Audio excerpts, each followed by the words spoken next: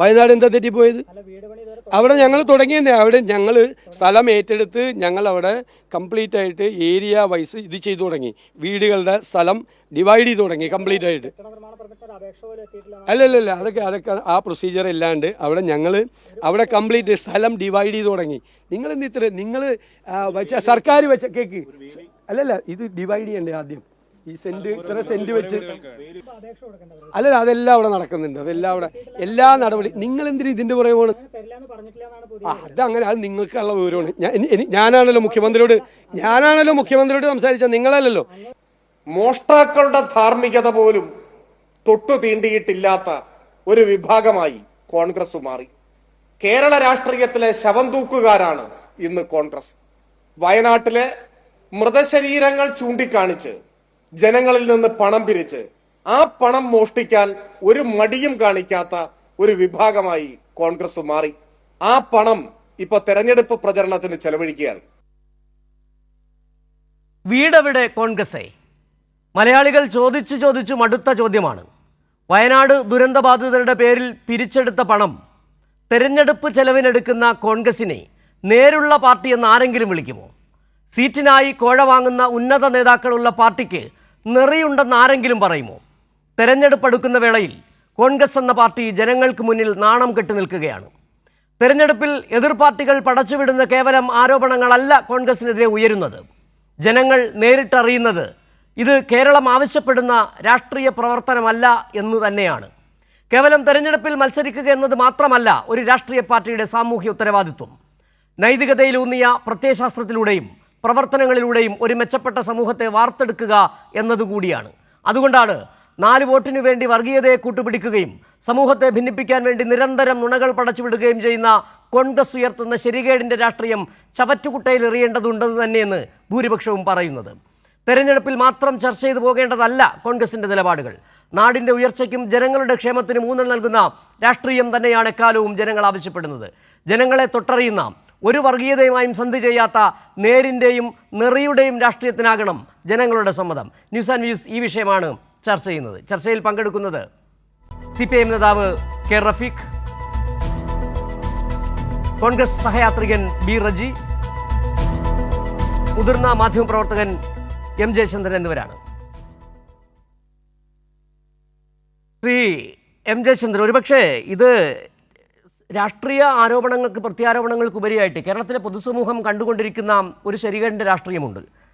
അത് കോൺഗ്രസ് എടുത്തിരിക്കുന്ന നിലപാടുകൾ തന്നെയാണ്. ഞാൻ നേരത്തെ പറഞ്ഞ പോലെ ഇതൊരു തെരഞ്ഞെടുപ്പിൽ മാത്രമല്ല, തെരഞ്ഞെടുപ്പിന് ശേഷവും ചർച്ച ചെയ്യപ്പെടേണ്ടതാണ്. കോൺഗ്രസ് എന്ന് പറയുന്ന പാർട്ടി ഇങ്ങനെ ആകരുത് എന്ന് ആഗ്രഹിക്കുന്ന വലിയൊരു ജനവിഭാഗം കേരളത്തിലുണ്ട്. അത് കോൺഗ്രസ്സുകാർക്കിടയിലുണ്ട്, കേരളത്തിലെ പൊതുസമൂഹത്തിലുണ്ട്, CPM-ലുണ്ട്, CPI-യിലുണ്ട്, മറ്റ് രാഷ്ട്രീയ പാർട്ടികളൊക്കെ തന്നെയുണ്ട് കോൺഗ്രസ് ഇങ്ങനെ ആകരുത് എന്ന് ആഗ്രഹിക്കുന്നത്. പക്ഷേ ഓരോ ദിവസവും തെരഞ്ഞെടുപ്പിൽ 4 വോട്ടിന് വേണ്ടി ഇത്തരം നിലപാടിലേക്ക് പോകുന്ന കോൺഗ്രസ് എന്ന് പറയുന്ന പാർട്ടി എവിടെ കൊണ്ട് ചെന്നെത്തിക്കും? താങ്കൾക്ക് എങ്ങനെ വിലയിരുത്താൻ കഴിയുന്നു ഈ കോൺഗ്രസിൻ്റെ ഈ വയനാട് ദുരിതാശ്വാസ ഫണ്ട് തട്ടിപ്പ്, അതോടൊപ്പം തന്നെ സീറ്റിനായി കോഴ വാങ്ങൽ, ഡീൽ ആരോപണം ഉയർത്തിക്കൊണ്ടുവന്ന ഈ കോൺഗ്രസിനെ?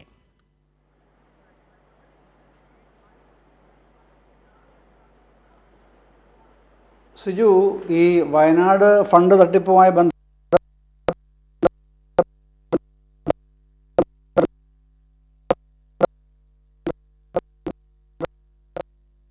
എം ജയചന്ദ്രൻ, താങ്കളിലേക്ക് മടങ്ങി വരാം. ചെറിയ എന്തോ സാങ്കേതിക പ്രശ്നമുണ്ടെന്ന് തോന്നുന്നു. ശ്രീ റഫീഖ്, ഇവിടെ കഴിഞ്ഞ ദിവസമാണ് റഫീഖ് ഉൾപ്പെടെയുള്ളവർ വിവരാവകാശ രേഖ, അതായത് മേപ്പാടി പഞ്ചായത്തിൽ നൽകിയ വിവരാവകാശ രേഖ കോൺഗ്രസ് തുടക്കം മുതൽ പറഞ്ഞുകൊണ്ടിരിക്കുന്നത്, VD സതീശൻ പറഞ്ഞത്, സർക്കാർ ഞങ്ങൾക്ക് ഭൂമി തന്നില്ല, അതിനുശേഷം അവിടെ കെട്ടിട നിർമ്മാണ പ്രവൃത്തികൾ ആരംഭിച്ചു, 3.5 ഏക്കർ വാങ്ങി, വിവരാവകാശ രേഖയിലൂടെ എല്ലാ കള്ളങ്ങളും പൊളിയുന്നു, ഒരപേക്ഷ പോലും കൊടുത്തിട്ടില്ല, ജനങ്ങളെ പറ്റിക്കുന്ന ഒരു ഏർപ്പാട്. ഒരുപക്ഷെ ഇന്ന് സ്വരാജ് നടത്തിയ വാർത്താ സമ്മേളനത്തിൽ പറഞ്ഞതുപോലെ ഈ ശവത്തിൻ്റെ മേൽ കച്ചവടക്കണ്ണുള്ള ഈ ഒരു രാഷ്ട്രീയ പാർട്ടി എങ്ങനെ കോൺഗ്രസിന് മാറാൻ കഴിയുന്നു? തുടക്കത്തിൽ ഞാൻ പറഞ്ഞതുപോലെ തന്നെയാണ്, എങ്ങനെ ഒരു തെരഞ്ഞെടുപ്പിൽ മാത്രം ചർച്ച ചെയ്ത് പോകേണ്ട വിഷയമല്ല ഇത്. ആ പാർട്ടി എടുത്തിരിക്കുന്ന നിലപാടുകൾ, നമ്മുടെ സമൂഹത്തിനുണ്ടാക്കുന്ന അപകടകരമായ സന്ദേശങ്ങൾ, അതുതന്നെയല്ലേ ഈ തെരഞ്ഞെടുപ്പിലടക്കം ചർച്ച ചെയ്യപ്പെടേണ്ടത്? അല്ല, വളരെ ഗൗരവമായി കേരളീയ സമൂഹം ഇത് ചർച്ച ചെയ്യപ്പെടുന്നുണ്ട് എന്ന് തന്നെയാണ് നമ്മൾ മനസ്സിലാക്കുന്നത്. അതായത് നമ്മൾ കാണേണ്ടത് ഇത് ആരുടെ പണമാണ്, ആരുടെ പേരിൽ പിരിച്ച പണമാണ് എന്ന് മനസ്സിലാക്കേണ്ടതായിട്ടുണ്ട്. ഞങ്ങളിപ്പോൾ വയനാട്ടിൽ നിന്നാണല്ലോ സംസാരിക്കുന്നത്. വയനാട്ടുകാർക്ക് മാത്രമല്ല, മനസാക്ഷിയുള്ള ഏതൊരു മനുഷ്യനെ സംബന്ധിച്ചിടത്തോളവും ഈ ദുരന്തം വല്ലാത്തൊരു വേദനയോടുകൂടിയല്ലാതെ ആർക്കെങ്കിലും ഇതിനെ ഓർക്കാൻ കഴിയുമോ? എല്ലാം നഷ്ടപ്പെട്ടു പോയൊരു ജനതയല്ലേ ചൂരൽമലയിലും മുണ്ടക്കയിലും ഉള്ളത്. ഉറ്റവരെയും ഉടയവരെയും നഷ്ടപ്പെട്ടു പോയവർ, കുഞ്ഞുങ്ങളെ നഷ്ടപ്പെട്ടു പോയവർ, അവരുടെ സ്വത്തും സമ്പാദ്യവുമെല്ലാം നഷ്ടപ്പെട്ടു പോയവർ, രക്ഷിതാക്കൾ നഷ്ടപ്പെട്ടു പോയവർ, വല്ലാത്തൊരു വേദന അനുഭവിക്കുന്ന, അങ്ങേയറ്റം പ്രയാസം അനുഭവിച്ച ഒരു ജനത. ആ ജനതയുടെ ദുരന്തത്തിൻ്റെ പേരിൽ, ആ ജനത അഭിമുഖീകരിച്ച ദുരന്തത്തിൻ്റെ പേരിൽ പിരിച്ച പണമാണ്. ശവന്തീനികൾ എന്നല്ലാതെ ഇവരെ എന്താണ് പിന്നെ വിളിക്കാൻ വേണ്ടി കഴിയുക? അത്രയും പ്രയാസം അനുഭവിച്ചവരുടെ പേരിൽ പിരിച്ച പണം എത്രയാണ് കോൺഗ്രസ് പിരിച്ചത്? ഇതുവരെ വ്യക്തമാക്കാൻ തയ്യാറായോ?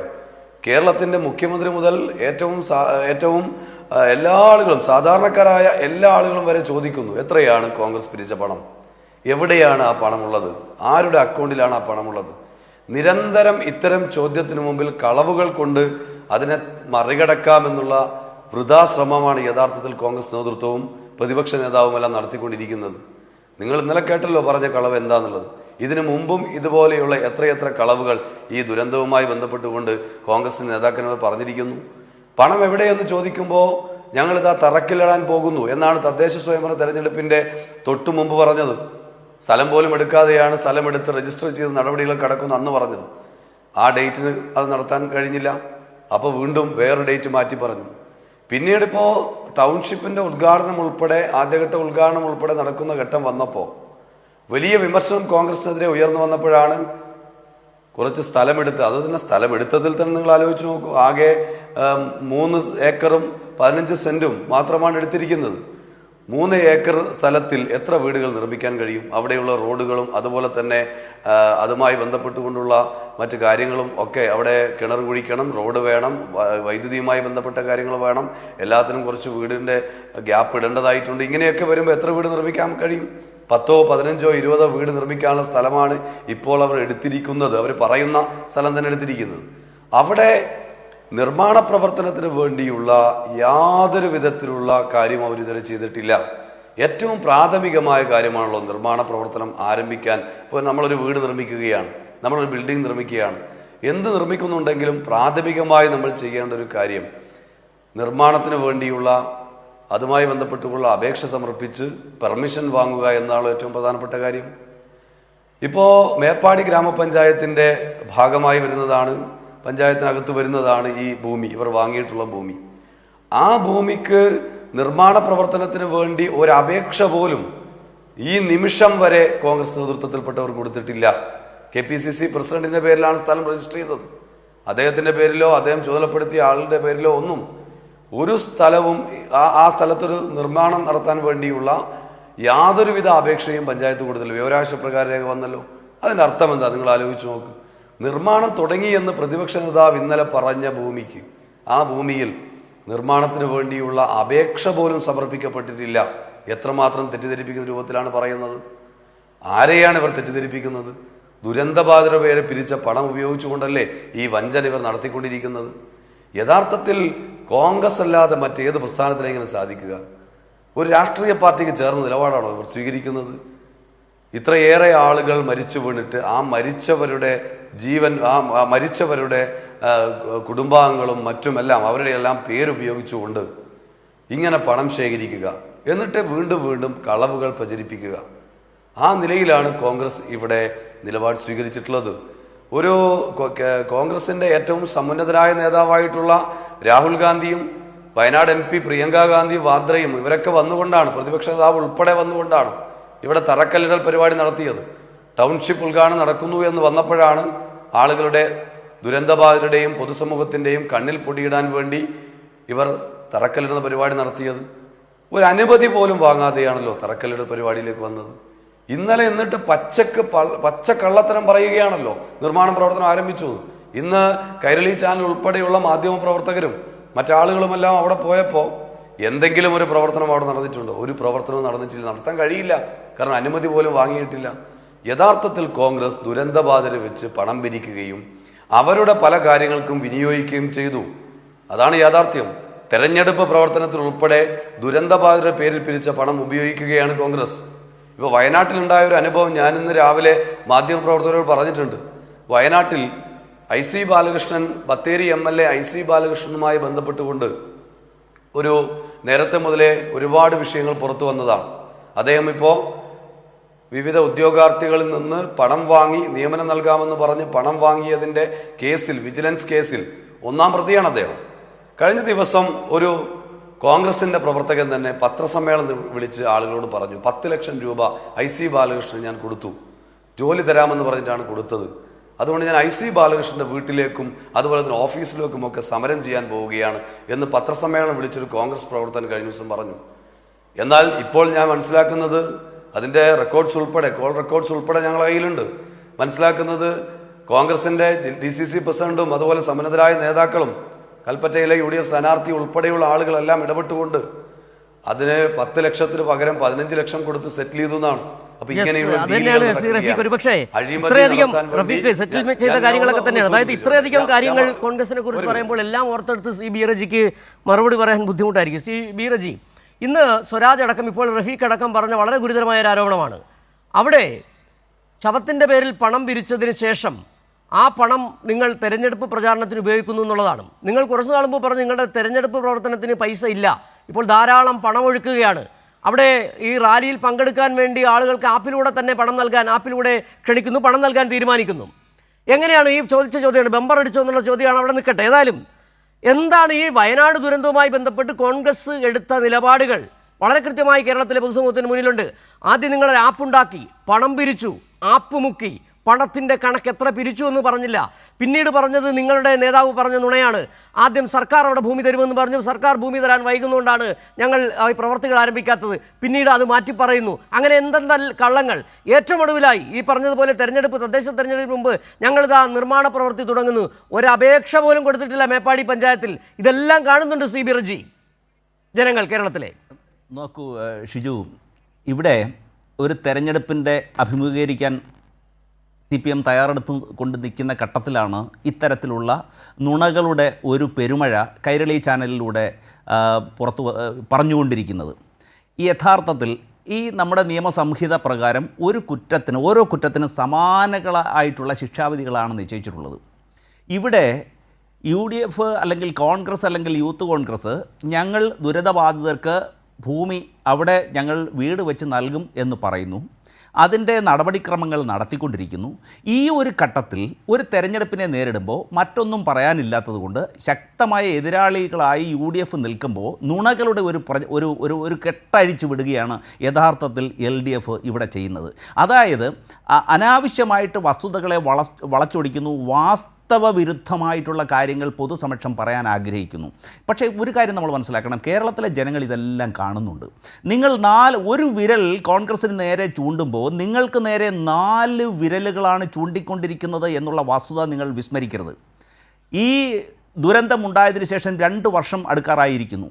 ഒരാളും ഇതുവരെ അവിടെ സർക്കാർ ഭൂമിയിൽ സർക്കാർ വെച്ചു കൊടുത്ത വീട്ടിൽ താമസം സ്ഥാപിച്ചിട്ടില്ല. 773 കോടി രൂപയാണ് കേരളത്തിലെ ജനങ്ങൾ ദുരിതാശ്വാസ ഫണ്ടിലേക്ക് നൽകിയിട്ടുള്ളത്. ഈ തുക പിടിച്ചു വെച്ചുകൊണ്ട് ഇതുവരെ എന്ത് ചെയ്തിരുന്നു? അതിനെക്കുറിച്ച് ഈ DYFI ഏതെങ്കിലും ഒരു പ്രതികരണം നടത്തിയിട്ടുണ്ടോ? വയനാട്ടിലെ CPMൻ്റെ ജില്ലാ സെക്രട്ടറി ഇക്കാര്യത്തെക്കുറിച്ച് എന്തെങ്കിലും പറഞ്ഞിട്ടുണ്ടോ? അപ്പോൾ വസ്തുതാവിരുദ്ധമായ കാര്യങ്ങൾ പറയുന്നു. ഇനി UDFനെ സംബന്ധിച്ച്, കോൺഗ്രസിനെ സംബന്ധിച്ച് അവർ ഏറ്റെടുത്ത സ്ഥലം ലഭിച്ചിട്ട് 4 മാസമേ ആയിട്ടുള്ളൂ. ആ 4 മാസമായ സ്ഥലത്തിന് ധാരാളം നടപടിക്രമങ്ങൾ, നൂലാമാലകൾ തീർക്കേണ്ടതായിട്ടുണ്ട്. അതിൻ്റെ ഏറ്റവും വലിയ ഉദാഹരണം, അത് വെറുതെ പറയുന്നതല്ല. ആ 4 മാസം എന്ന് പറയുന്നത്, ഇവിടെ മുസ്ലിം ലീഗ് അവിടെ സ്ഥലമെടുത്തു, അവർ 11 ഏക്കർ സ്ഥലമെടുത്തു. ആ സ്ഥലത്തെ സംബന്ധിച്ച് അവിടുത്തെ ഒരു വില്ലേജ് ഓഫീസർ കൊണ്ടുപോയി പരാതി കൊടുത്തു, ആ സ്ഥലത്തിൻ്റെ ചില പ്രശ്നങ്ങളുണ്ടെന്ന് പറഞ്ഞിട്ട്. അപ്പോൾ ഒരു സ്ഥലം, ആ വയനാട് പോലെയുള്ള സ്ഥലത്ത് ഒരു വീട് വയ്ക്കാനായിട്ട് സ്ഥലമെടുക്കുമ്പോൾ അതിൻ്റെ എല്ലാവിധമായിട്ടുള്ള നൂലാമാലകളും ക്ലിയർ ചെയ്യേണ്ടതുണ്ട്. സർക്കാർ 1 വർഷത്തോളം സമയമെടുത്തിട്ടാണ് ഭൂമി കണ്ടെത്തിയത്. അപ്പോഴാണ് ഒരു സന്നദ്ധ സംഘടന ഭൂമി ഏറ്റെടുത്തിട്ട് വെറും 4 മാസം മാത്രമേ ആയിട്ടുള്ളൂ. അപ്പോൾ അപ്പോഴേക്കും കുറ്റം പറയുകയാണ്, വസ്തുതാവിരുദ്ധമായിട്ടുള്ള കുറ്റം കുറ്റം പറയുകയാണ്. ഈ എന്താണ് പറയുന്നത്, എന്താ പിന്നെ ധാർമ്മികത ഇല്ലാതെയും മോഷ്ടാക്കളുടെ ധാർമ്മികത പോലും ഇല്ലാത്തത് എന്നൊക്കെ പറഞ്ഞിട്ട് കുറ്റത്തിന് ഒരു ശിക്ഷയ്ക്ക് അതീതമായിട്ട് ഒരു നിസാരമായിട്ടുള്ള കുറച്ച് കാലതാമസം വന്നു. ഏതാ 4 മാസമായി താങ്കൾ തുടക്കത്തിൽ പറഞ്ഞൊരു കാര്യമുണ്ടല്ലോ, നുണകൾ പടച്ചു വിട്ടുകൊണ്ടേയിരിക്കുന്നു എന്നുള്ളത്. നുണകൾ പറഞ്ഞത് ആരാണ്?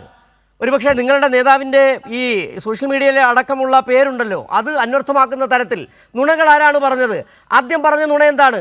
സർക്കാർ ഭൂമി ഏറ്റെടുത്ത് തരാതിരിക്കുന്നതുകൊണ്ടാണ് ഞങ്ങൾ വൈകിയത്. ആരാ പറഞ്ഞത് നുണ? CPM അല്ല, നിങ്ങളുടെ നേതാവാണ് പറഞ്ഞത്.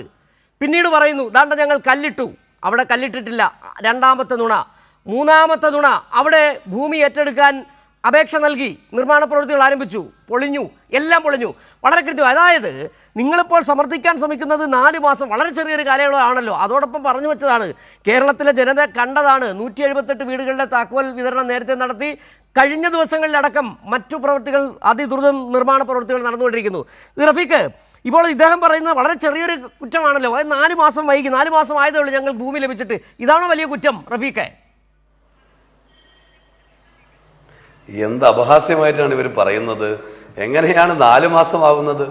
ഇവർ പണം ശേഖരിച്ചിട്ട് എത്രയായി? മാത്രമല്ല, നമ്മളിത് കാണേണ്ട ഒരു കാര്യമുണ്ട്. യഥാർത്ഥത്തിൽ ദുരന്തബാധിതരുടെ പുനരധിവാസത്തിന് തുരങ്കം വെക്കാൻ ശ്രമിച്ചവരാണ് UDF, കോൺഗ്രസ്. അതിൻ്റെ ഭാഗമായിട്ടാണ് അന്ന് CMDRFിലേക്ക് ആളുകൾ പണം തരുമ്പോൾ അതിലേക്ക് പണം വരാതിരിക്കാൻ വേണ്ടി അന്ന് പ്രത്യേകമായ ആപ്പുണ്ടാക്കി ഈ കാര്യങ്ങൾ അതിലേക്ക് ശേഖരിച്ചവരാണ് കോൺഗ്രസ്. ഞാനൊരു കാര്യം ചോദിക്കട്ടെ, ഇവിടെ 4 മാസത്തിൻ്റെ ഒക്കെ പറഞ്ഞല്ലോ, 4 മാസമായിട്ടേ ഉള്ളൂ പണം ശേഖരിച്ചിട്ട്. എത്ര മാസമായി പണം ശേഖരിച്ചിട്ട്? 2 വർഷത്തോളം ആവുകയാണ്.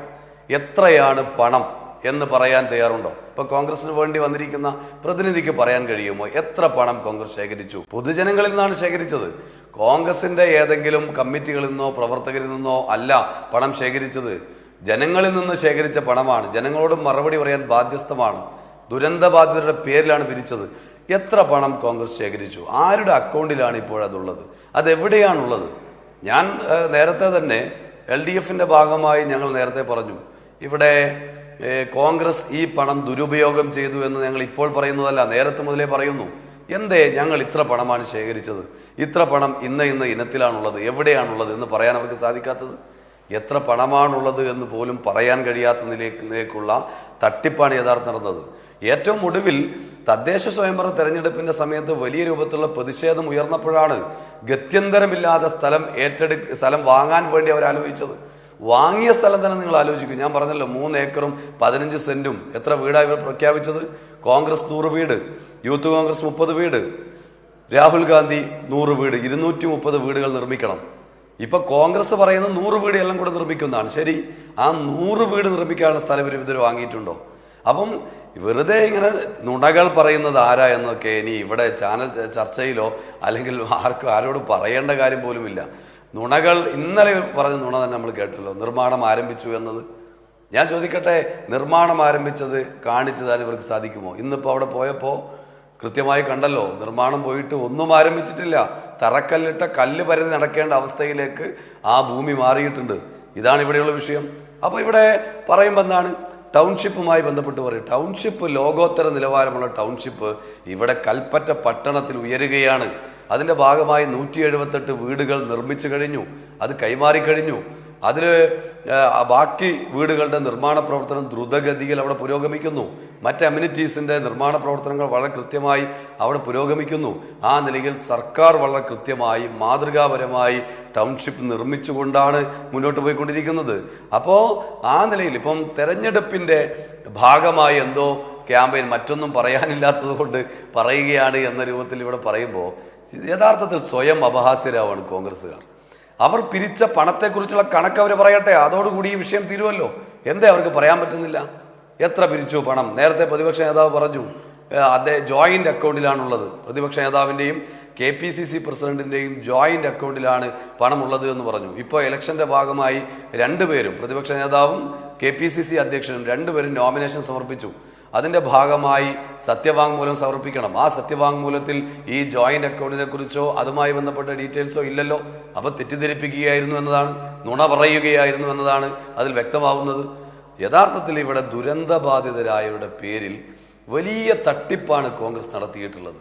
നിങ്ങൾ ആലോചിച്ച് നോക്ക്, മരിച്ചവരുടെ പേരിൽ പോലും തട്ടിപ്പ് നടത്തുന്ന ഒരു പാർട്ടിയായി കോൺഗ്രസ് യെസ് അത് തന്നെയാണ് റഫീഖ്, അത് തന്നെയാണ് വീണ്ടും വീണ്ടും ആവർത്തിച്ചുള്ളത്. ശ്രീ എം ജയചന്ദ്രൻ, ഒരുപക്ഷെ നേരത്തെ താങ്കളോട് ചോദിച്ച ചോദ്യം ഇതാണ്. ഇത് ഒരു തെരഞ്ഞെടുപ്പ് സമയത്ത് ഇപ്പോൾ ബി റജി പറയാൻ ശ്രമിച്ചുകൊണ്ടിരിക്കുന്നത്, സമർത്ഥിക്കാൻ ശ്രമിക്കുന്നതും തെരഞ്ഞെടുപ്പായതുകൊണ്ട് LDF എതിർകക്ഷികൾ പറയുന്ന ഒരു ആരോപണം മാത്രമാണ് ഈ വയനാട് ദുരന്ത ബാധിതർക്കുള്ള ഫണ്ടുമായി ബന്ധപ്പെട്ട വിഷയം എന്നാണ്. പക്ഷേ നമ്മൾ വളരെ ഗൗരവത്തിലുള്ളൊരു വിഷയം ചർച്ച ചെയ്യപ്പെടേണ്ടത് എങ്ങനെയാണ് കോൺഗ്രസ് എന്ന് പറയുന്ന ഒരു പാർട്ടി ഇത്രയ്ക്കധികം അധപ്പതിച്ചു എന്നുള്ളതാണ്. നോക്കൂ, ഗാന്ധിയുടെ പാർട്ടി, നെഹ്റുവിൻ്റെ പാർട്ടി, മതനിരപേക്ഷ മൂല്യങ്ങൾ ഉയർത്തിപ്പിടിച്ച നെഹ്റുവിൻ്റെ പാർട്ടി, അവരാണ് തെരഞ്ഞെടുപ്പ് എടുത്തപ്പോൾ നേരത്തെ ബി റജി പറഞ്ഞ നുണകൾ, ആരൊക്കെയാണ് നുണകൾ പടച്ചു വിട്ടുകൊണ്ടിരിക്കുന്നത്? ഈ വിഷയങ്ങൾ, അതായത് വയനാട് ദുരന്തബാധിതരുടെ വിഷയം അടക്കം ചർച്ച ചെയ്യപ്പെടരുത്. അതോടൊപ്പം തന്നെയാണ് കേരളത്തിലെ സർക്കാർ കൊണ്ടുവന്ന വികസനം, ക്ഷേമം ചർച്ച ചെയ്യപ്പെടരുത്. അതിനുവേണ്ടി നുണകൾ പടച്ചുവിടുന്നു, ഡീൽ പോലെയുള്ള ആരോപണങ്ങൾ കൊണ്ടുവരുന്നു. എല്ലാം ഒന്നൊന്നായി പൊളിഞ്ഞുകൊണ്ടിരിക്കുന്ന ഒരു കാഴ്ച നമ്മൾ കാണുന്നുണ്ട്. നമുക്കറിയാം, ഒരുപക്ഷെ ഈ കഴിഞ്ഞ ഒരു 4 ദിവസമായി കേരളത്തിലെ ടെലിവിഷൻ പ്രേക്ഷകർക്ക് കാണാൻ കഴിയുന്ന മനോഹരമായ ചില കാഴ്ചകളുണ്ട്. അതിലൊന്ന് രാവിലെ മുഖ്യമന്ത്രി നടത്തുന്ന വാർത്താ സമ്മേളനം, ഉച്ച സമയമാകുമ്പോൾ എം സ്വരാജ് നടത്തുന്ന വാർത്താ സമ്മേളനം. വളരെ കൃത്യമായി ഇന്ന് എം സ്വരാജ് നടത്തിയ വാർത്താ സമ്മേളനം കൃത്യമായി കാണുന്ന ഒരാൾക്ക് കൃത്യമായി മനസ്സിലാക്കാൻ കഴിയുന്നുണ്ട് എന്താണ് വയനാട് ദുരന്തബാധിതർക്ക് വേണ്ടി, വയനാട് ദുരന്തബാധിതരുടെ പേരിൽ തട്ടിപ്പ് നടത്തിയത്. അദ്ദേഹം ചോദിച്ച ചോദ്യമുണ്ട്, എന്താണ് ഇപ്പോൾ ഇവർക്ക് ഓണം പമ്പറടിച്ചോ എന്നുള്ള ചോദ്യങ്ങളൊക്കെ. ഇങ്ങനെ എത്ര മ്ലേച്ഛമായി ആണ് ഈ കോൺഗ്രസ് നേതാക്കൾ ഈ വിഷയത്തെ കൈകാര്യം ചെയ്യുന്നത്. ഒരു തെരഞ്ഞെടുപ്പ് മാത്രമല്ല, ഞാൻ വീണ്ടും ആ വിഷയത്തിലേക്ക് വരികയാണ്. തെരഞ്ഞെടുപ്പിൽ മാത്രം ചർച്ച ചെയ്യേണ്ട വിഷയമല്ലാതെ തെരഞ്ഞെടുപ്പിന് ശേഷവും കോൺഗ്രസ് എന്ന് പറയുന്ന പാർട്ടിയെ എങ്ങനെയായി എന്ന് ചർച്ചയിൽ നിലനിർത്തേണ്ടതുണ്ട്. ആ പാർട്ടി ഇങ്ങനെ ആകരുത് എന്നാഗ്രഹിക്കുന്ന വലിയൊരു ഭാഗം ഉണ്ടല്ലോ ഇപ്പോഴും.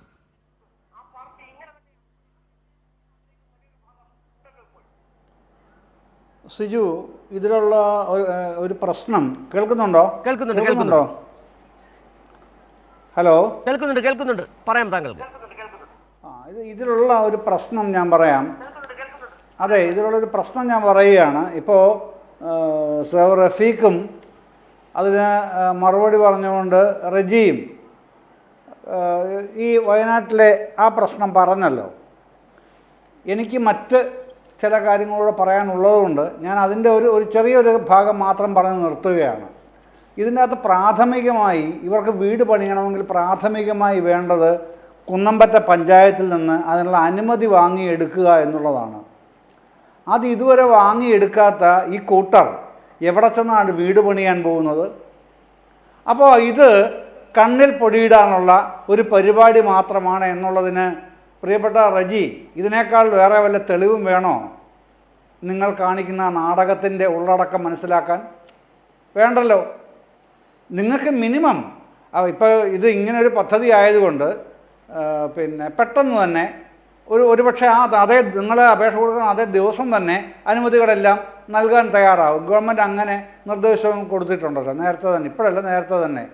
പക്ഷേ നിങ്ങളുടെ KPCC അധ്യക്ഷനടക്കം പ്രതിപക്ഷ നേതാവ് ഉൾപ്പെടെയുള്ള ഒരാളും അതുമായി ബന്ധപ്പെട്ട ഒരു സംവിധാനങ്ങളും ഈ പറയുന്ന കുന്നമ്പറ്റ പഞ്ചായത്തിൽ ഇതിന് അനുമതി അപേക്ഷിക്കാതെ എന്ത് നടപടി നിങ്ങൾ ചെയ്യുമെന്നാണ് പറയുന്നത്?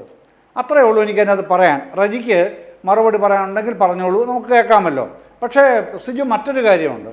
അത് ആ ഒരു പ്രധാനപ്പെട്ട വിഷയം ചർച്ച ചെയ്യപ്പെടണമെന്ന് തന്നെയാണ് ഞാൻ ആഗ്രഹിക്കുന്നത്. കാരണം ഇന്ന് രാവിലെ മുഖ്യമന്ത്രി പറഞ്ഞ 2-3 വാചകങ്ങളുണ്ട്. ഈ അദ്ദേഹത്തിൻ്റെ എല്ലാ ദിവസവും രാവിലെ നടക്കുന്ന വാർത്താ സമ്മേളനങ്ങളുണ്ടല്ലോ, അതിൽ മറ്റെവിടെ നിന്നും വരാത്തതുകൊണ്ടായിരിക്കും വാർത്താലേഖകർ തന്നെ ഒരു ചോദ്യം ഉന്നയിക്കുകയാണ് ഭരണവിരുദ്ധ വികാരവുമായി ബന്ധപ്പെട്ട്. അപ്പോൾ അദ്ദേഹം വളരെ സ്പഷ്ടമായി എന്നാൽ കൃത്യതയോട് തന്നെ ചോദിക്കുകയാണ്, എവിടെയാണ് ഭരണവിരുദ്ധ വികാരം നിങ്ങൾ പറയുന്നത്? കഴിഞ്ഞ 10 വർഷമായി ഇവിടെ ഭരണം നടത്തിയ ഒരു ഗവൺമെൻറ് ഉണ്ടല്ലോ, ആ ഗവൺമെൻറ് ഇന്ന കാര്യങ്ങൾ പരാജയപ്പെട്ടു, അതുകൊണ്ട് അതുമായി ബന്ധപ്പെട്ട ഭരണവിരുദ്ധ വികാരമുണ്ട്, അതിന് ഗവൺമെൻറ് മറുപടി പറയണം എന്ന് എന്ന് ഞാനതിനാണല്ലോ ഇവിടെ ഇരിക്കുന്നത്. പത്രസമ്മേളനങ്ങൾ അതിന് മറുപടി പറയാനാണല്ലോ ഞാൻ ഇരിക്കുന്നത്. എന്താണ് പറയാത്തത് UDF എന്ന് ഭരണപക്ഷത്തിൻ്റെ നായകൻ അങ്ങോട്ട് ചോദിക്കുകയാണ്. പക്ഷെ മിണ്ടാട്ടമില്ല. ഇങ്ങനൊരു പ്രതിപക്ഷത്തിനെ കണ്ടിട്ടില്ല എന്ന് മാത്രമല്ല, ഇത്രയും ആത്മവിശ്വാസത്തോടു കൂടി ഒരു തെരഞ്ഞെടുപ്പിൽ ആ തെരഞ്ഞെടുപ്പിനെ നേരിടുന്ന ആൾ, ഇവിടെ മുഖ്യമന്ത്രി പിണറായി വിജയൻ എത്ര ആത്മവിശ്വാസത്തോടുകൂടി ആ ചോദ്യം ഉന്നയിക്കുന്നത്? ഭരണവിരുദ്ധ വികാരമുണ്ടെങ്കിൽ എടുത്തു പറയൂ, മറുപടി പറയാം എന്ന് പറയുന്ന ആ ഒരു ആത്മവിശ്വാസം എന്ത് UDF അത് ഇല്ലാതെ പോകുന്നു? ഇപ്പോൾ റജി ഇവിടെ എന്തെങ്കിലും കാര്യങ്ങൾ പറയും, ഞാൻ ഈ ചോദ്യം ഉന്നയിച്ചാൽ അതിൽ കാര്യമില്ല. റജി ഇവിടെ കോൺഗ്രസ്, UDF, അതിൻ്റെ നേതാക്കൾ അവർ പറയണം. അവർക്ക് പക്ഷേ ഡീലാണ് പ്രശ്നം. CPM BJP ഡീലുണ്ടെന്ന് സ്ഥാപിക്കലാണല്ലോ അവരുടെ ജോലി.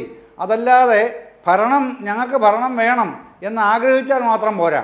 ഈ ഗവൺമെൻറ്റിൻ്റെ കഴിഞ്ഞ 5 വർഷക്കാലത്തെ മുഖ്യമന്ത്രി അതും കടന്നു പറയുകയാണ്. 10 വർഷം നിങ്ങൾ പറയുന്നേ, നിങ്ങൾ 10 വർഷം പറ, 5 വർഷം ആക്കി കുറയ്ക്കണ്ട, 10 വർഷം നിങ്ങൾ പറയേ. പക്ഷെ അത് പറയാനില്ല, ഒരു ഒറ്റ കാര്യം പോലും പറയാനില്ല. അങ്ങനെ പറയാനില്ലാതെ മുടന്തുന്ന തെരഞ്ഞെടുപ്പ് രംഗത്ത് മുടന്തുകയാണ് പ്രതിപക്ഷം. മറ്റൊരർത്ഥത്തിൽ ഭിന്നശേഷിക്കാർ ദയവായി വിലയിരുത്തരുത് കേട്ടോ, ഞാനതിൽ പറഞ്ഞു പോയാൽ ക്ഷമാപണം പറഞ്ഞുകൊണ്ട് പറയുകയാണ്. നമ്മളൊരു ഫ്രൈസ് എന്നുള്ള നിലയ്ക്ക് ഉപയോഗിച്ചെന്നുള്ളതേ ഉള്ളൂ. അപ്പോൾ അത്തരത്തിൽ പ്രതിപക്ഷം അങ്ങനെ പരാധീനപ്പെട്ടു പോവുകയാണ്. ആ പരാധീനത, പ്രതിപക്ഷം അനുഭവിക്കുന്ന ആ പരാധീനതയാണ് തെരഞ്ഞെടുപ്പ് രംഗത്ത് നമ്മൾ ഓരോ ദിവസവും കാണുന്നത്. ഈ പരാധീനത എങ്ങനെയെങ്കിലും അവർക്ക് അനുകൂലമാക്കി തീർക്കാനാണ് ഇവിടുത്തെ മുഖ്യധാരാ മാധ്യമങ്ങളടക്കം ന്യൂസ് ചാനലുകളും അച്ചടി മാധ്യമങ്ങളും സാമൂഹ്യ മാധ്യമങ്ങളും ഒന്നുപോലെ ശ്രമിക്കുന്നത്. എവിടെയെങ്കിലും രക്ഷപ്പെടുന്നുണ്ടോ? അതിൻ്റെ ഒടുവിലും മുഖ്യമന്ത്രി ചോദിക്കുകയാണ്, നിങ്ങൾ പറയുന്നേ ഭരണവിരുദ്ധ വികാരമുണ്ടെങ്കിൽ 10 വർഷം ഭരിച്ച ഗവൺമെൻറ് ഇന്ന കാര്യങ്ങളിൽ പരാജയപ്പെട്ടു എന്നുള്ളത് പ്രതിപക്ഷമേ നിങ്ങൾ പറയൂ, മാധ്യമങ്ങളെ നിങ്ങൾ പറയൂ എന്ന് പറഞ്ഞിട്ട് മിണ്ടാട്ടം മുട്ടിയിരിക്കുകയാണ്. ആ മിണ്ടാട്ടം മുട്ടിയിരിക്കുമ്പോഴാണ് ഇക്കാര്യം മുണ്ടക്കൈ ചൂരൽമലയിലെ ദുരന്തബാധിതർക്ക് അവരെ പുനരധിവസിപ്പിക്കാനായി നടത്തുന്ന പരിശ്രമങ്ങൾക്ക് ഇങ്ങനൊരു പരിസമാപ്തിയിലേക്ക് ഇവർ തന്നെ കൊണ്ടെത്തിക്കുന്നത്. ആര്? UDF, കോൺഗ്രസ്. ലീഗിൻ്റെ അവിടെ നിൽക്കട്ടെ, അത് മറ്റൊരു എപ്പിസോഡായതുകൊണ്ട് ഇപ്പോൾ നമ്മളവിടെ ചർച്ചയ്ക്ക് എടുക്കേണ്ട കാര്യമില്ലല്ലോ. ഇത് കോൺഗ്രസിൻ്റെ കാര്യമാണ് പറയുന്നത്. പ്രധാനപ്പെട്ട കാര്യം, റജി 100 പേർക്ക് നിങ്ങൾ വീട് വെച്ച് കൊടുക്കുകയാണെങ്കിൽ സാധാരണഗതിയിൽ 7 സെൻറ്റാണ് കൊടുക്കുന്നത്, അല്ലെ 10 സെൻറ്റാണ്. പോട്ടെ, 5 സെൻറ്റ് കണക്കാക്കൂ, 500 സെൻറ്റ് വേണ്ട റജി? ഇതെത്രയുണ്ട്? ബാക്കി നിങ്ങൾ എപ്പോഴത്തേക്ക് എവിടെ വാങ്ങിക്കും? എന്നിട്ട് അതും ഇതും കൂടെ ഒന്നിച്ചാണോ പഞ്ചായത്തിൽ അനുമതിക്ക് പോകാനായി പോകുന്നത്? അതൊന്നും പറയുന്നില്ലല്ലോ. അങ്ങനെ പറയാതെ എന്നിട്ട് റജിയുടെ അതാണ് എന്നെ അത്ഭുതപ്പെടുത്തിയൊരു കാര്യം. അതാണ് സാധാരണ ഈ വിദണ്ഡവാദങ്ങൾ മുഴക്കുന്ന ഒരു ഈ പാനലിസ്റ്റായിട്ട് റജിയെ ഞാൻ ഇതുവരെ കണക്കാക്കിയിട്ടില്ല. പക്ഷെ അദ്ദേഹം പറയുകയാണ് മറ്റൊന്നും പറയാനില്ലാത്തതുകൊണ്ടാണത്രേ ഇക്കാര്യം പറയുന്നത്. എങ്ങനെയാണ് താങ്കൾക്ക് ഇങ്ങനെയൊക്കെ പറയാൻ തോന്നുന്നത്? അത് അത്ഭുതപ്പെടുത്തുന്ന കാര്യമാണ് റജി. നമുക്ക് വേണ്ടത് ഇവിടെ ഈ ജനങ്ങൾക്ക് വേണ്ട ആവശ്യങ്ങൾ ചെയ്തു കൊടുക്കുന്ന ഒരു ഗവൺമെൻറ്റിനെയാണ്. ആ ഗവൺമെൻറ്റിൻ്റെ തലവനായി 10 വർഷം ഭരിച്ച ആൾ ചോദിക്കുകയാണ്, ഞാൻ നയിച്ച ഗവൺമെൻറ്റുകൾക്ക് എന്തെങ്കിലും തകരാറുണ്ടെങ്കിൽ പ്രതിപക്ഷമേ നിങ്ങൾ പറയേ. മറുപടി പറയാൻ വെമ്പുന്നുണ്ട്. ചോദ്യം വളരെ വളരെ ലളിതമാണ് ശ്രീ റജി.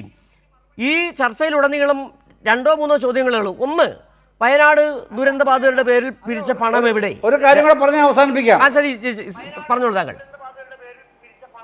അല്ല സിജു, ഒരു കാര്യം കൂടെ പറഞ്ഞ് അവസാനിപ്പിക്കുക. ഈ ഘട്ടത്തിലെ കാര്യം അത്രമേൽ നിർവീര്യരാക്കപ്പെട്ടു മുഖ്യമന്ത്രിയുടെ ഇന്നത്തെ രാവിലത്തെ ആ ചോദ്യത്തോടു കൂടി. നിങ്ങൾ 10 വർഷം ഗവൺമെൻറ്റിൻ്റെ ഭരണവിരുദ്ധ വികാരമുണ്ട്, ഇന്ന കാര്യങ്ങൾ നിങ്ങൾ പരാജയപ്പെട്ടു എന്നുള്ളത് പ്രതിപക്ഷമേ നിങ്ങൾ എന്നുള്ള അദ്ദേഹത്തിൻ്റെ തികഞ്ഞ ആത്മവിശ്വാസം സ്ഫുരിക്കുന്ന ആ സ്റ്റേറ്റ്മെൻറ്റിന് മുമ്പിൽ നിങ്ങൾ നിർവീര്യരായിപ്പോയി. അതാണ് വസ്തുത. ആ വസ്തുതയാണ് കേരളത്തിലെ വോട്ടർമാർ കാണുന്നത്. ആ വോട്ടർമാർ അതുകൊണ്ട് തന്നെയാണ് എന്താണ് അവർക്ക് വേണ്ടത് എന്നുള്ളവർ നിശ്ചയിച്ചുറപ്പിച്ച് കഴിഞ്ഞിട്ടുണ്ട്. അതിനെ നിങ്ങളുടെ ഈ ആരോപണങ്ങൾ കൊണ്ട് CPM BJP ഡീൽ എന്നുള്ള ഇല്ലാ കഥകൾ മെനയാൻ നിങ്ങളെ സഹായിക്കുന്ന മാധ്യമങ്ങൾ അടക്കമുള്ളവരുടെ പിന്തുണ കൊണ്ട്, ജനങ്ങളുടെ പിന്തുണ, വോട്ടർമാരുടെ പിന്തുണയിലേക്ക് നിങ്ങൾ വരില്ല എന്നുള്ളത് ഇനിയെങ്കിലും തിരിച്ചറിയാൻ പറ്റുന്നെങ്കിൽ അത്രയും നല്ലത്. അതേ ഉള്ളൂ. ശ്രീ റജി, അതായത് ഇന്ന് മുഖ്യമന്ത്രി ചോദിച്ചത് ശ്രീ M. ജയചന്ദ്രൻ ചൂണ്ടിക്കാട്ടിയത് ഭരണവിരുദ്ധ വികാരമുണ്ടോ, എവിടെയാണ് മുടക്കിയത്, ഈ സർക്കാർ എവിടെയാണ് ചെയ്യാതിരുന്നത്, ഏത് മേഖലയാണ് പരിഗണിക്കാതിരുന്നത്? ചോദ്യം മുഖ്യമന്ത്രി തുടക്കം മുതൽ ചോദിക്കുന്നുണ്ട്. അത് ഈ തിരഞ്ഞെടുപ്പിന് ശേഷമല്ല, അതിനു മുമ്പും ചോദിച്ചുകൊണ്ടേയിരിക്കുകയാണ്. ഇനി കേവലം 10 ദിവസം മാത്രമേ ഉള്ളൂ. ആ ചോദ്യങ്ങൾ ചോദിച്ചുകൊണ്ടിരുന്നപ്പോഴും നിങ്ങളുടെ നേതാക്കൾ പറയുന്ന 2 കാര്യങ്ങളേ ഉള്ളൂ. ഒന്ന്, ഡീലായിരുന്നു ഇത്, കോൺഗ്രസ് CPM-ഉം BJP-യും തമ്മിലുള്ള ഡീല്. പിന്നെ ശബരിമല സ്വർണ്ണക്കൊള്ള. ഏതെങ്കിലും ഒരു കാര്യം എടുത്ത് ഈ സർക്കാരിനെതിരെ ഒരു അഴിമതി ഉന്നയിക്കാൻ നിങ്ങളുടെ നേതാക്കൾക്ക് കഴിഞ്ഞിട്ടുണ്ടോ?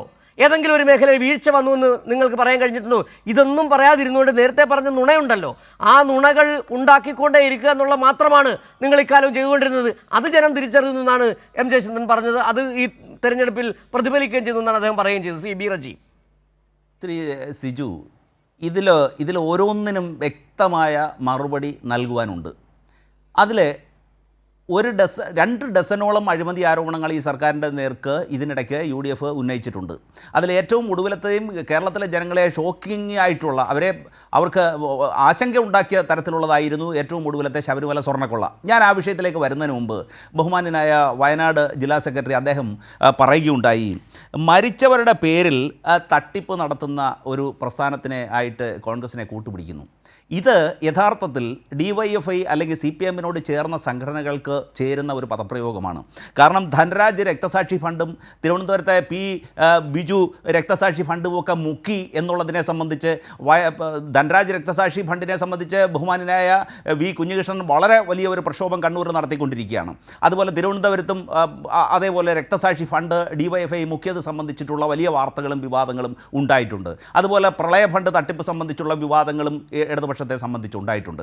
അപ്പോൾ അതിൻ്റെ പ്രധാനപ്പെട്ട കാരണം എന്ന് പറയുന്നത് LDF സർക്കാർ അധികാരത്തിലിരിക്കുമ്പോൾ യുവജന സംഘടനകൾക്ക് പ്രത്യേകിച്ച് അധികം വലിയ വർക്ക് ചെയ്യാനില്ല. അതിൻ്റെ ഭാഗമായിട്ടാണ് സ്വർണ്ണ കള്ളക്കടത്ത്, സ്വർണ്ണ തട്ടിപ്പ് സംഘങ്ങളിലൊക്കെ DYFIയുടെ അംഗങ്ങൾ പോകുന്നതായിട്ടുള്ള വാർത്തകൾ പുറത്തു വന്നിട്ടുള്ളത്. അപ്പോൾ അതുകൊണ്ട് ഈ മരിച്ചവരുടെ പേരിലും തട്ടിപ്പിനുള്ള അവകാശം, അതില്ലെങ്കിൽ അതിന് നേരിട്ട് ബന്ധമുള്ള ഒരു പാർട്ടിയായി CPM-ൻ്റെ പോഷക സംഘടനകളും CPM-നെയും ഒക്കെ ചേർത്ത് പറയുന്നതായിരിക്കും ഉചിതം. ഇവിടെ മറ്റൊരു കാര്യം, നമ്മുടെ ബഹുമാന്യനായ ആദരണീയനായ ജയചന്ദ്രൻ സാർ, അദ്ദേഹം വളരെ ആത്മാർത്ഥതയോടെയും വളരെ ഊർജ്ജത്തോടെയും അദ്ദേഹം ഇടതുപക്ഷത്തെ സംരക്ഷിക്കുകയും പ്രതിരോധിക്കുകയും ചെയ്യുന്ന കാഴ്ച നമ്മൾ കാണുകയുണ്ടായി. അദ്ദേഹം ചോദിച്ചു, ഭരണവിരുദ്ധ വികാരം ഉണ്ടോ എന്നുള്ള അദ്ദേഹത്തിൻ്റെ ചോദ്യത്തിന് എനിക്ക് സത്യത്തിൽ അതിശയം തോന്നി.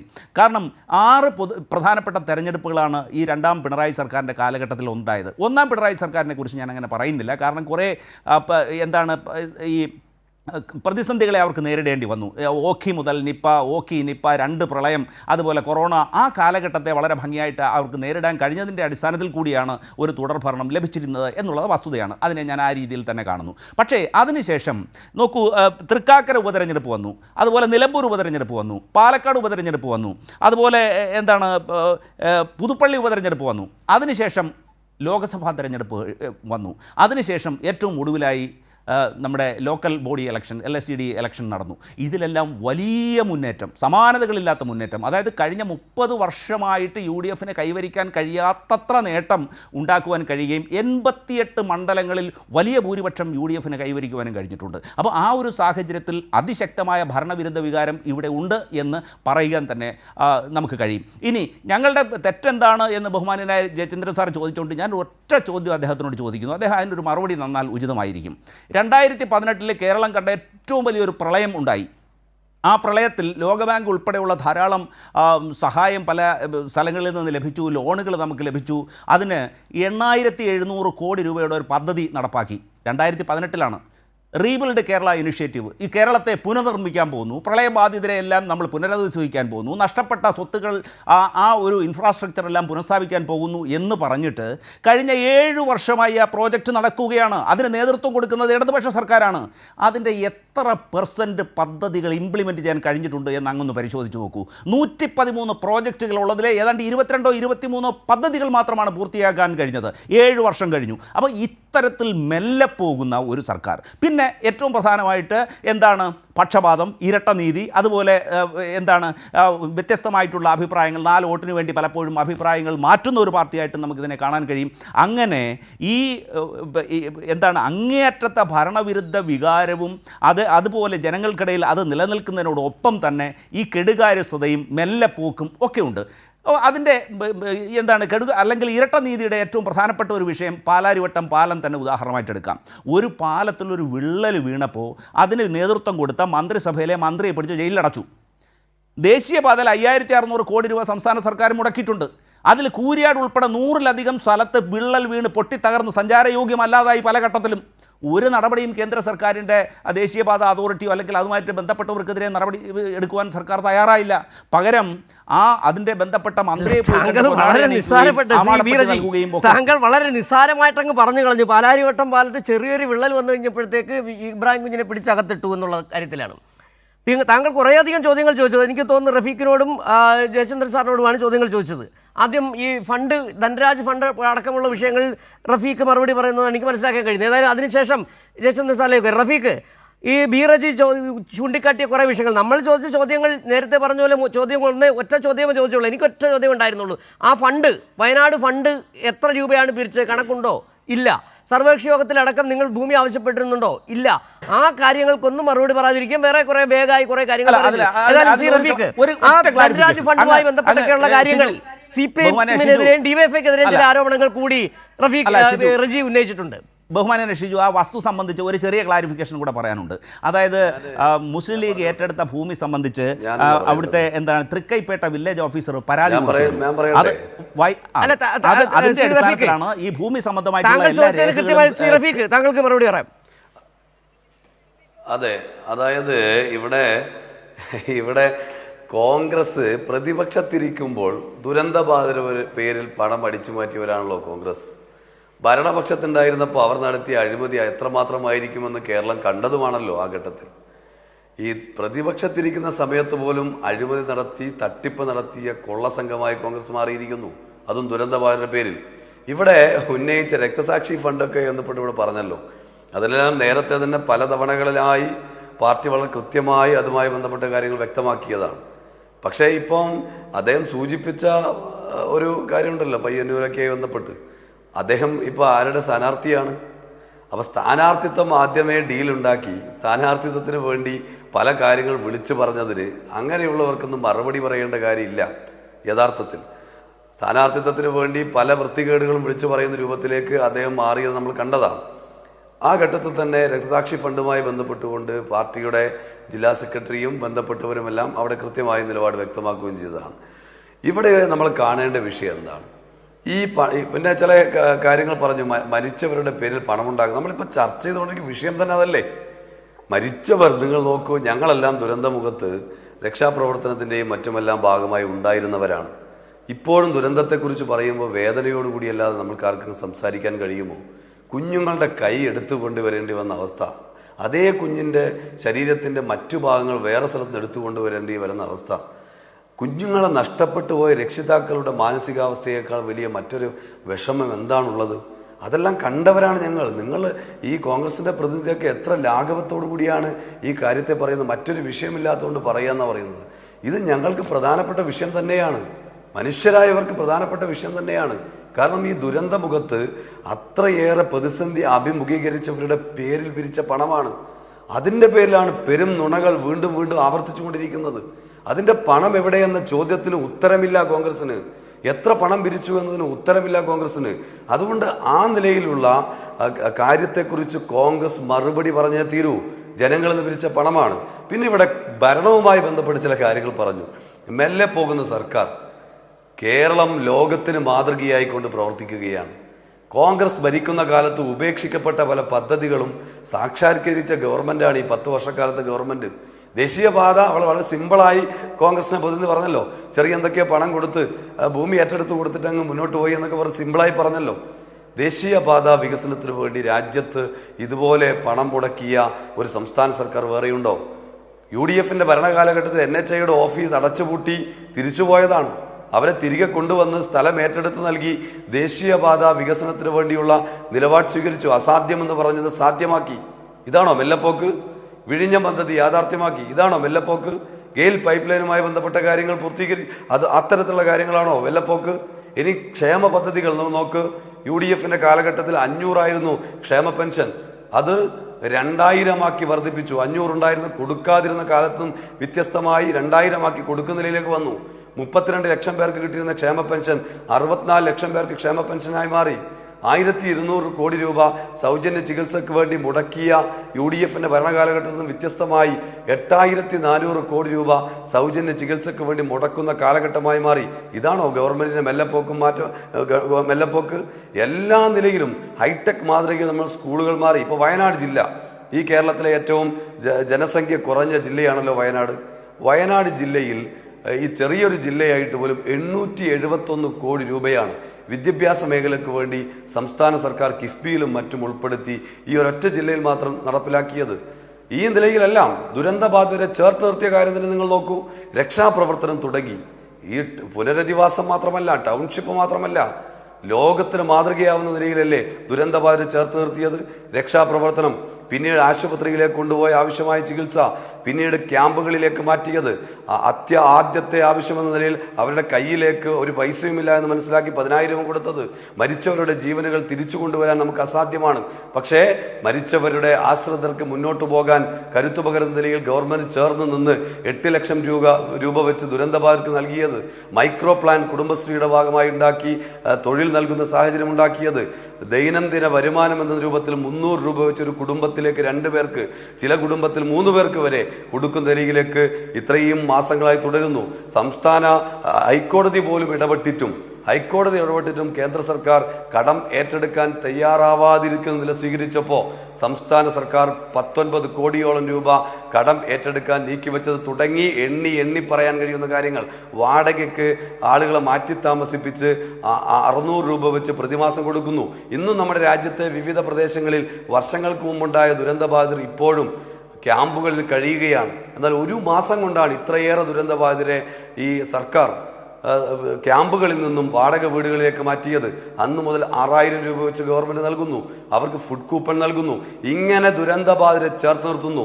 ഏതെങ്കിലും ഒരു വീട് വെച്ച് കൊടുത്ത് തങ്ങളുടെ ഉത്തരവാദിത്വം ഒഴിയുക എന്ന നിലയല്ല ഗവൺമെൻറ് സ്വീകരിച്ചത്. പകരം ലോകത്തിന് മാതൃകയാകുന്ന എല്ലാ സൗകര്യത്തോടും കൂടിയ ടൗൺഷിപ്പ് ഉയരുന്നു ദുരന്തബാധിതർക്ക്.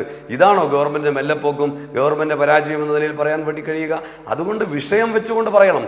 തെറ്റിദ്ധാരണ പരത്തുന്ന നിലയിൽ ഒന്നും പറയാനില്ലാത്തപ്പോൾ ഒരുപാട് തവണ പൊളിഞ്ഞ കാര്യങ്ങൾ വീണ്ടും ആവർത്തിച്ച് നുണകൾ വീണ്ടും ആവർത്തിച്ചാൽ ജനങ്ങൾ വിശ്വസിക്കുമെന്ന് കരുതുന്നുണ്ടെങ്കിൽ തെറ്റാണ്.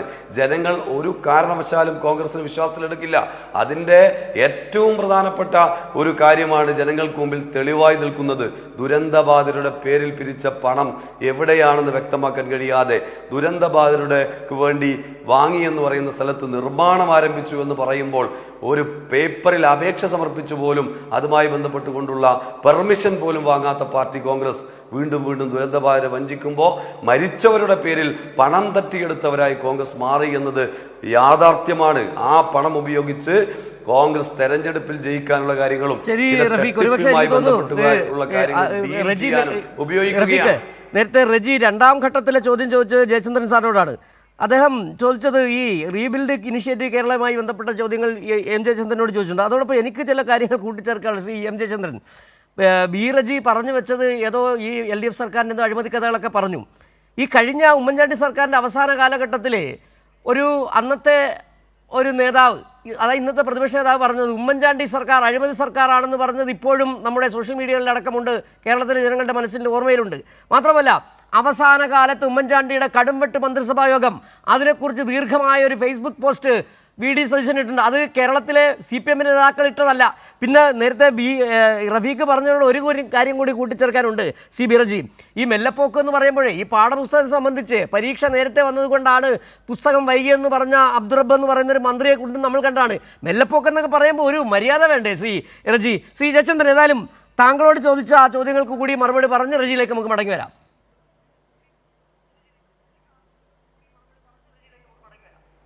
അതെ, അതെന്താണെന്നറിയാമോ സിജു, അത് പിന്നെ ഒരുപക്ഷെ റജിയെ ശ്രദ്ധിക്കാത്തതുകൊണ്ടായിരിക്കും, അല്ലെങ്കിൽ ബോധപൂർവം മറ്റൊരു സതീശനാകാൻ ശ്രമിക്കുന്നതുകൊണ്ടായിരിക്കുകയും ചെയ്യാം.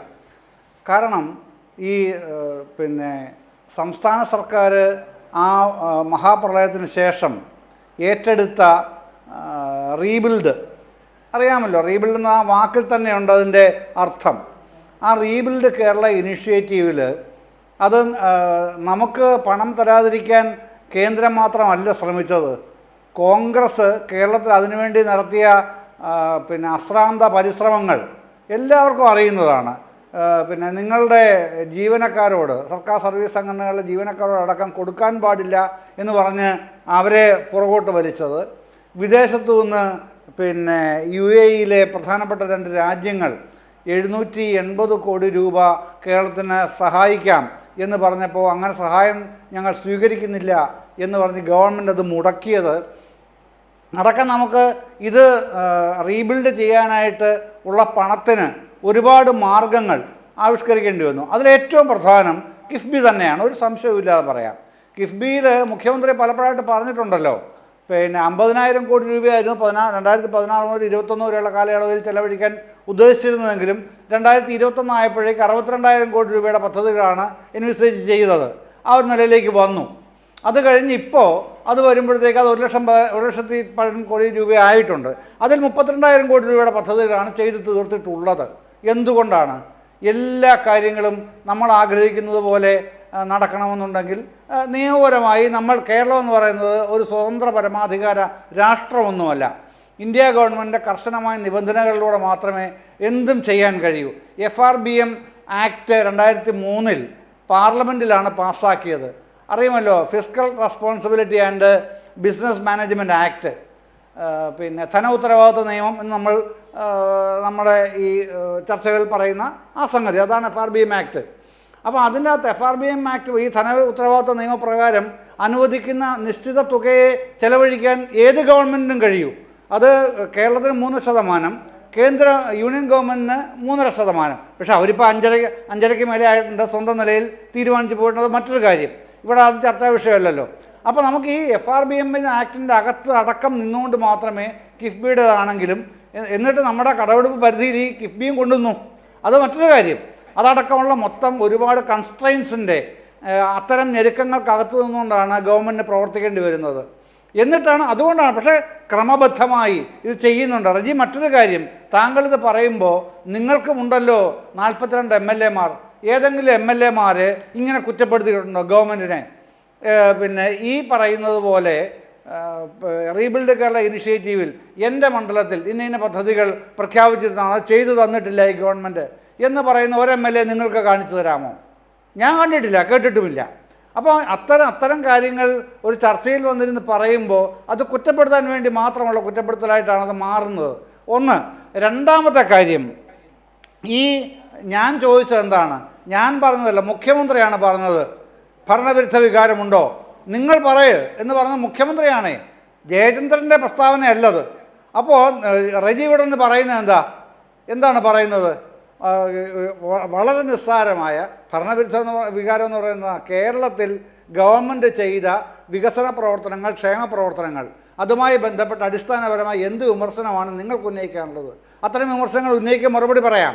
അതല്ലാതെ താങ്കൾ പറഞ്ഞതുപോലുള്ള കേവലമായ കാര്യങ്ങൾക്കല്ല പിന്നെ അദ്ദേഹം മറുപടി പറയേണ്ടത്. നടത്തിയ കാര്യങ്ങൾക്ക്, ആ നടത്തിയ കാര്യങ്ങളിൽ നിങ്ങൾ പോരായ്മ കണ്ടെത്തുന്നുണ്ടെങ്കിൽ ആ പോരായ്മകൾക്ക് അതിനെ എങ്ങനെ മെച്ചപ്പെടുത്താമെന്ന് നിങ്ങളുടെ കാഴ്ചപ്പാട്, അത് സംബന്ധിച്ച് ഗവൺമെൻറ് നിലപാട്, ഇത്രയും കാര്യങ്ങളാണ് അതിൽ വരേണ്ടത്. അതൊന്നും വരുന്നില്ലല്ലോ. അത് വരാതെ പറയുന്നതെല്ലാം ആരോപണങ്ങൾക്ക് വേണ്ടിയുള്ള ആരോപണങ്ങൾ മാത്രമായിട്ട് റജി അന്തരീക്ഷത്തിൽ എപ്പോഴും നിൽക്കൂ. അടിസ്ഥാനപരമായി എന്താണ് വേണ്ടത്? ജനങ്ങൾക്ക് അവരുടെ ജീവിതം മുമ്പോട്ട് പോകാൻ, മെച്ചപ്പെടുത്താൻ വേണ്ട പ്രവർത്തനങ്ങൾ ഈ ഗവൺമെൻറ് നടത്തിയിട്ടുണ്ടോ? അതാണ് കാതലായ ചോദ്യം. ആ കാതലായ ചോദ്യത്തിനാണ് ഭരണവിരുദ്ധ വികാരമുണ്ടെങ്കിൽ നിങ്ങൾ പറയേണ്ടത്. അതല്ലാതെ ഇലക്ഷൻ്റെ റിസൾട്ട് കാണിച്ചുകൊണ്ട് അതാണ് ഇതിൻ്റെ മൊത്തം ഉത്തരവാദിത്വം, ശബരിമലയുടെ ഒരു പ്രശ്നം കാണിച്ചുകൊണ്ട് അതാണ് ഇതിൻ്റെ മൊത്തം ഉത്തരവാദിത്വം എന്ന് പറയുന്നത് അതൊരു രാഷ്ട്രീയ പ്രവർത്തകൻ്റെയോ രാഷ്ട്രീയ പ്രവർത്തനത്തിൻ്റെയോ ഭാഗമല്ല. അങ്ങനെ കരുതാനും കഴിയില്ല. ശ്രീ റജി, ഒരുപക്ഷെ ഈ ചർച്ച ഈ ഇടവേളയ്ക്ക് മുമ്പ് CM ജയച്ചന്ദ്രൻ പറഞ്ഞ ഒരു കാര്യം എടുത്ത് പറഞ്ഞുകൊണ്ട് തുടങ്ങി. അതായത് അദ്ദേഹം പറഞ്ഞത് ബി റജി അടക്കം VD സതീശന് പഠിക്കരുത് എന്നാണ്. ഇപ്പോൾ കോൺഗ്രസ് കേരളത്തിലെ ജനങ്ങൾക്ക് ബോധ്യപ്പെട്ടിട്ടുണ്ട്. കോൺഗ്രസ് ഗാന്ധിസ് ഉപേക്ഷിക്കുകയും കരകോലിസമാണ് ശരിയായ പാത എന്ന് തിരിച്ചറിയുകയും ചെയ്യുന്നുണ്ട്. ഇതിനിടയ്ക്ക് വിട്ടുപോയ ഒരു കാര്യം, ഈ തെരഞ്ഞെടുപ്പിലടക്കം 3 വിഷയങ്ങളാണ് ചർച്ച ചെയ്യുന്നത്. അതിൽ കേരളത്തിലെ വികസനവും ക്ഷേമവും എന്നുള്ളത് തന്നെയാണ് ജനങ്ങൾ ഏറ്റവും ആദ്യമായി പരിഗണന നൽകുന്നത്. രണ്ടാമത് കോൺഗ്രസിനെ സംബന്ധിച്ച് 3 വിഷയങ്ങൾ. അതിലൊന്ന് വയനാട് ഫണ്ട് തട്ടിപ്പ്, രണ്ടാമതായിട്ട് നിങ്ങൾ പല കാലഘട്ടങ്ങളിൽ RSSുമായി ഉണ്ടാക്കിയ ബാന്ധവം, മൂന്നാമതാണ് നമ്മൾ ഈ ചർച്ചയിൽ വലിയ സമയം ചർച്ച ചെയ്യേണ്ടിയിരുന്നതാണ്, അതായത് കെ.സി. വേണുഗോപാലിനെതിരെയും അതോടൊപ്പം തന്നെ കൊടിക്കുന്നിൽ സുരേഷും അടക്കം സീറ്റിനായി കോഴ വാങ്ങിയ വിഷയം. എന്തിനാണ് കെ സി വേണുഗോപാലിൻ്റെ PA അനസരിയെ ചുമതലയിൽ നിന്ന് നീക്കിയത്? കോൺഗ്രസ് എന്തെങ്കിലും നടപടിയെടുത്തോ? ഏതെങ്കിലും തരത്തിലുള്ള ഒരു അഭിപ്രായ പ്രകടനം കോൺഗ്രസിൻ്റെ നേതാക്കൾ പറഞ്ഞോ? കെ സി വേണുഗോപാൽ അടക്കമുള്ളവർക്കെതിരെയാണ് 7 കോടിയുടെ ആരോപണം വന്നിരിക്കുന്നത്. ശ്രീ റജി, നോക്കൂ ഷിജു, അതായത് ആദ്യം ആ വയനാടിനെ കുറിച്ചൊന്ന് പരാമർശിച്ച് പോകാം. ഈ വയനാട് പുനരധിവാസവുമായി ബന്ധപ്പെട്ട് CPM-നോ LDF-നും ഒരു ആത്മാർത്ഥതയും ഇല്ല എന്നുള്ളത് സുവ്യക്തമാണ്. അങ്ങനെ ഉണ്ടായിരുന്നുവെങ്കിൽ കർണാടകത്തിലെ മുഖ്യമന്ത്രി പറഞ്ഞിരുന്നു, അദ്ദേഹം ഓഗസ്റ്റ് 5-ാം തീയതി കേരള സർക്കാരിനോട് പറഞ്ഞു 100 വീടുകൾ വെച്ച് നൽകുന്നതിന് ഞാൻ സഹായം ചെയ്യാമെന്ന്. ഒടുവിൽ എത്രയോ മാസങ്ങൾക്ക് ശേഷം അദ്ദേഹം കേരള സർക്കാരിന് വീണ്ടും ഒരു കത്ത് കൊടുത്തു. ഞാൻ ഇതേപോലെ 100 വീടുകൾക്ക് സാമ്പത്തിക സഹായം ചെയ്യാമെന്ന് പറഞ്ഞിരുന്നു, നിങ്ങളുടെ ഭാഗത്തുനിന്ന് ഒരു നടപടിയും തുടർ നടപടിയോ കോർഡിനേഷനോ ഉണ്ടായില്ല എന്ന് പറഞ്ഞിട്ട്. അപ്പോൾ ഒരു തരത്തിലും ഒരു താല്പര്യവും സർക്കാരിന് ഇക്കാര്യത്തിലൊന്നുമില്ല, എല്ലാം രാഷ്ട്രീയമായിട്ട് കാണുന്നു. അതിൻ്റെ ഭാഗമായിട്ടാണ് ഈ ആരോപണങ്ങളൊക്കെ ഉന്നയിക്കുന്നതിൽ അതിൽ ഒരു വസ്തുതയുമില്ല. കോൺഗ്രസ് വ്യക്തമാക്കിയിട്ടുള്ള വീടുകൾ വയ്ക്കും, അതിലൊന്നും ഒരു തർക്കവും അവിടെ ഇല്ല എന്നുള്ള കാര്യം വ്യക്തമാക്കാൻ ഞാൻ ആഗ്രഹിക്കുന്നു. പിന്നെ ബഹുമാനനായ ജയചന്ദ്രൻ സാർ അദ്ദേഹം വികസനത്തെക്കുറിച്ച് അദ്ദേഹം ചില കാര്യങ്ങൾ എന്നോട് പറയാനായിട്ട് ഇങ്ങനെ പറഞ്ഞിരിക്കുന്നു. എന്താണ് ആൻറ്റി ഗവൺമെൻറ് അല്ലെങ്കിൽ ഈ ഭരണവിരുദ്ധ വികാരം എന്ന്. നോക്കൂ, അങ്ങ് ഒരു കാര്യം മനസ്സിലാക്കണം.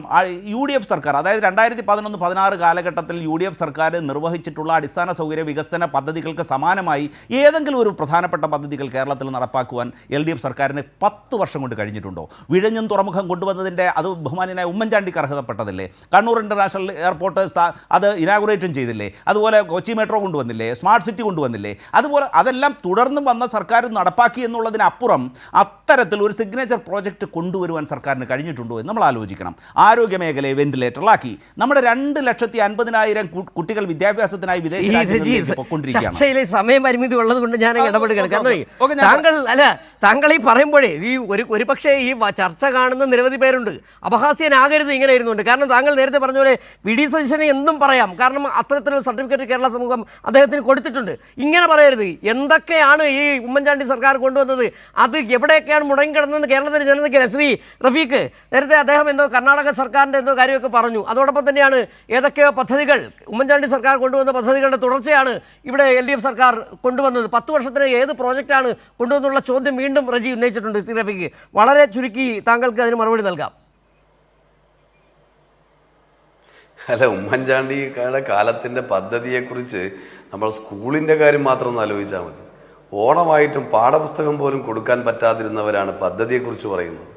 ഏറ്റവും സാധാരണക്കാരായ ആളുകൾക്ക് ക്ഷേമ പെൻഷൻ പോലും കൊടുക്കാൻ 500 ഉണ്ടായിരുന്ന പോലും കൊടുക്കാതിരുന്നവരാണ് ഈ കാര്യത്തെക്കുറിച്ച് പറയുന്നത്. ആ കാലഘട്ടത്തെ UDF പോലും ഓർക്കാൻ ഇഷ്ടപ്പെടുന്നില്ല. കാരണം UDF-ന്റെ ഏതെങ്കിലും ഒരു പരിപാടിയിലോ ഏതെങ്കിലും ഒരു പത്രസമ്മേളനത്തിലോ ആ 2011 മുതൽ 2016 വരെയുള്ള കാലഘട്ടത്തെക്കുറിച്ച് അവരാരെങ്കിലും പറയുന്നുണ്ടോ?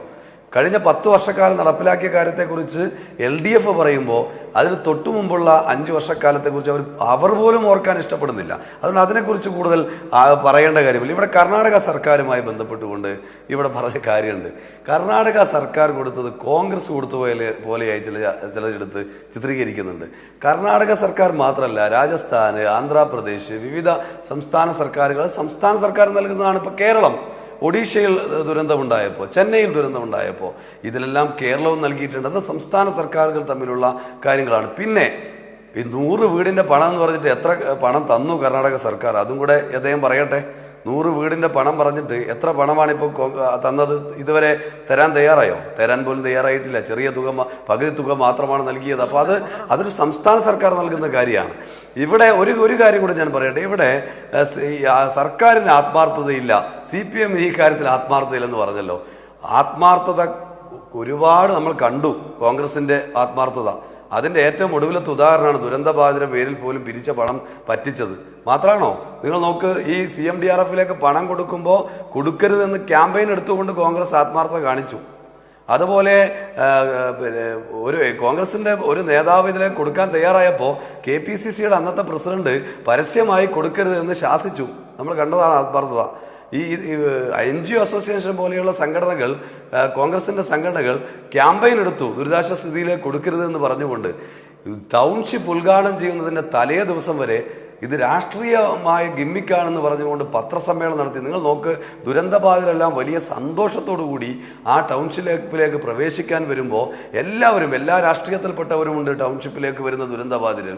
അവരെല്ലാവരും ഒറ്റ മനസ്സോടുകൂടി വരുമ്പോൾ നാടാകെ ഒഴുകിയെത്തുമ്പോൾ അതിൻ്റെ തലേ ദിവസം സ്ഥലം MLA യും പ്രതിപക്ഷ നേതാവുമൊക്കെ ഇത് ഗിമ്മിക്കാണെന്ന് പറയുന്നു. ഇതല്ലേ ഇവരുടെ ആത്മാർത്ഥത? ഈ ആത്മാർത്ഥത കേരളത്തിന് ആവശ്യമില്ല. ആരാണ് ആത്മാർത്ഥമായി ദുരന്തബാധിതർക്ക് വേണ്ടി പ്രവർത്തിച്ചതെന്നും ദുരന്തബാധിതരോട് ചേർന്ന് നിർന്നതെന്നും ജനങ്ങളെ ആകെ, ദുരന്തബാധിതരെ മാത്രമല്ല, കേരളത്തിൻ്റെ വികസന പ്രവർത്തനങ്ങളാവട്ടെ, ക്ഷേമ പ്രവർത്തനങ്ങളാവട്ടെ, ഇതിലെല്ലാം ആത്മാർത്ഥമായി ജനങ്ങളോടൊപ്പം ചേർന്ന് നിന്നത് ആരാണെന്നും അതിനെ എതിർത്തവർ ആരാണെന്നും വളരെ വ്യക്തതയുണ്ട്. നിങ്ങൾ നോക്കൂ, ഈ ആത്മാർത്ഥത, ഇത്രയും ആത്മാർത്ഥത വേണ്ട എന്നുള്ളത് തന്നെയാണ് ഏതായാലും ചർച്ച അവസാനിക്കുമ്പോൾ പറയാൻ വരുന്നത്. കാരണം ഒരുപക്ഷെ ഈ ചർച്ചകളിലുടനീളം കോൺഗ്രസ് നേതാക്കൾ അടക്കം വന്നിരുന്ന് ഇത്തരം ന്യായങ്ങൾ നിരത്തുമ്പോൾ ഒരുപക്ഷെ കേരളത്തിലെ ജനങ്ങൾ ഓർക്കുന്നുണ്ടാകാം പഴയ ഇരുണ്ട കാലഘട്ടത്തെക്കുറിച്ച്, പഴയ കടുംവെട്ട് മന്ത്രിസഭാ തീരുമാനങ്ങളെക്കുറിച്ച്. ഒപ്പം തന്നെയാണ് ഈ വയനാട് ദുരന്തബാധിതരോട് കാട്ടിയ ചതിയെക്കുറിച്ചും. സ്വാഭാവികമായും തെരഞ്ഞെടുപ്പിലടക്കം ഈ വിഷയം ചർച്ച ചെയ്യപ്പെടും.